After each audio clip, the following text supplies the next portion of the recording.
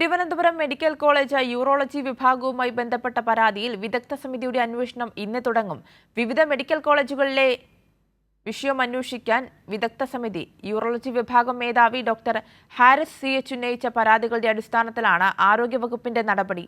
പരാതിക്കാസ്പദമായ എല്ലാ വിഷയങ്ങളിലും അന്വേഷണം നടത്തി റിപ്പോർട്ട് സമർപ്പിക്കാനാണ് ഉത്തരവ്. തിരുവനന്തപുരം മെഡിക്കൽ കോളേജ് ആശുപത്രിയിൽ ഉപകരണങ്ങൾ ഇല്ലാതായതോടെ കഴിഞ്ഞ ദിവസവും ശസ്ത്രക്രിയകൾ മാറ്റിയെന്നും ഉപകരണങ്ങൾക്കായി കയറിയിറങ്ങി ചെരുപ്പ് തേഞ്ഞുവെന്നുമായിരുന്നു യൂറോളജി വിഭാഗം വകുപ്പ് മേധാവി ഡോക്ടർ ഹാരിസിന്റെ ഫേസ്ബുക്ക് പോസ്റ്റിലൂടെയുള്ള ആരോപണം. പിന്നാലെ വിഷയത്തിൽ പ്രതികരണവുമായി മെഡിക്കൽ കോളേജ് സൂപ്രണ്ടും പ്രിൻസിപ്പളും രംഗത്തെത്തി.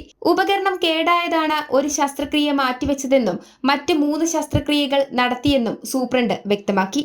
അല്ലല്ലോ, ഉപകരണങ്ങളില്ലാതല്ല ഇതിൽ പ്രശ്നം വന്നിരിക്കുന്നത്. ഇതിലൊരു ഡിസ്പോസിബിൾ പ്രോബിലുള്ള പ്രോബ്ലമാണ് വന്നിട്ടുള്ളത്. ഉപകരണങ്ങളുടെ കുറവൊന്നും തന്നെ ഇല്ല.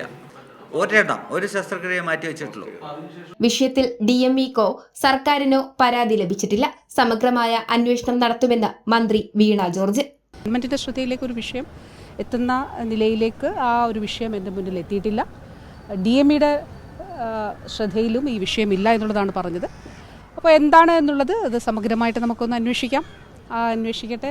ചികിത്സാ ഉപകരണങ്ങൾ വാങ്ങാനായി കഴിഞ്ഞ സാമ്പത്തിക വർഷം 67 ലക്ഷം രൂപയാണ് ചെലവഴിച്ചത്. സർക്കാർ 37 ലക്ഷം രൂപ അനുവദിച്ചപ്പോൾ ആശുപത്രി വികസന സമിതി വഴി ചെലവഴിച്ചത് 30 ലക്ഷം രൂപയാണ്.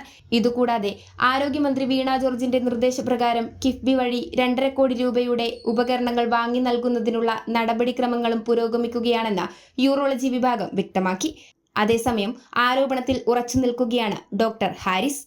കൈരളി ന്യൂസ്, തിരുവനന്തപുരം.